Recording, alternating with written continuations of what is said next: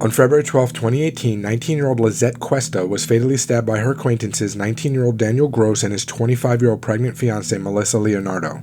Lizette worked with both Daniel and Melissa at a Carl's Jr. restaurant, and she had developed a crush on Daniel. On the day of the murder, Lizette willingly got into a car with the couple. Daniel and Lizette were having sex in the backseat of the car while Melissa was driving, and at some point, a violent altercation occurred, leading to Lizette being brutally attacked. She was beaten, stabbed 29 times, and left for dead on the side of Tesla Road. Despite her severe injuries, Lizette managed to crawl over 100 yards to a place where she could be seen by a passing motorist. A man named Richard Lodholt found her around 2 a.m. and contacted emergency services. Before she died at the hospital, Lizette was able to name Daniel and Melissa as her attackers. They were arrested in their Modesto home later that same day. Daniel, who now goes by Caitlin Armstrong, pleaded guilty, and Melissa entered a no-contest plea to second-degree murder. Both were sentenced on September 19, 2023 to 15 years to life. On November 28, 1930, a 46-year-old dairy farmer named James Germond missed his regular milk delivery to the Borden Dairy Company, raising concerns among his colleagues. James was known for his punctuality, and his absence prompted Willard Coons from the dairy to go to the Poughkeepsie, New York farm to check on him. Willard found that the entire Germond family had been murdered. James and his 10-year-old son Raymond were found in the wagon shed, both covered in blood.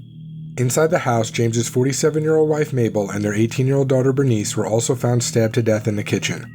The police investigation yielded few clues, only uncovering a large butcher's knife in a field next to the house that had been wiped clean.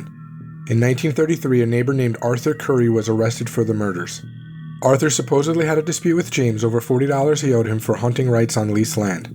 He had also spent a year in prison for assault prior to the murders and had another pending case against him at the time. However, the murder case against Curry was built on circumstantial evidence, and he was eventually acquitted. Arthur died in 1955 of natural causes, and the case is still unsolved. On January 30, 2011, 21-year-old Johnny Clark and his 20-year-old girlfriend Lisa Straub were brutally murdered at Lisa's parents' house in Holland, Ohio. Johnny had picked up Lisa from her job at TGI Fridays, and the couple had planned a game night with friends at her parents' home while they were away. Tiffany Williams, one of those friends, called Johnny to make sure the game night was still on. Upon answering, Tiffany heard Johnny say, "Bro, what are you doing?" in an agitated tone, and then he abruptly hung up the phone after promising to call her back. When further calls to the couple went unanswered, Tiffany called Johnny's mom, who immediately contacted authorities. Police arrived at the residence but couldn't enter without probable cause. Johnny's father took it upon himself and forcibly entered the Straub residence, finding both Johnny and Lisa dead in the kitchen, bound and suffocated with duct tape and plastic bags. The investigation led to 24-year-old Samuel Williams and his acquaintance Cameo Petaway as prime suspects. The pair had been searching for a large sum of money rumored to be in the house.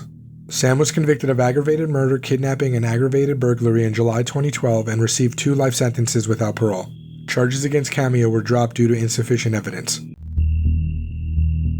On May 24, 2016, 30-year-old Ayanna Cassian was brutally murdered in her shared West Hollywood, California home by her 37-year-old fiancé, Blake Leibel. Ayanna had given birth to their daughter Diana 3 weeks earlier. When Ayanna's mother, Olga, was unable to reach her the following day, she contacted the police.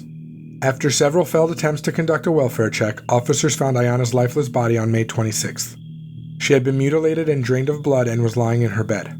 Blake was arrested and charged with murder, torture, mayhem, and aggravated mayhem, all of which he pleaded not guilty to.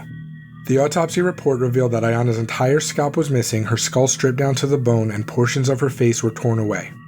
The injuries were accompanied by numerous bruises and abrasions, including a human bite mark. During the trial, prosecutors claimed Blake was jealous and angry over the attention his daughter received from Ayanna, and that was his motive for the murder. On June 20, 2018, Blake Leibel was convicted of first-degree murder, torture, and aggravated mayhem and was sentenced to life in prison without the possibility of parole.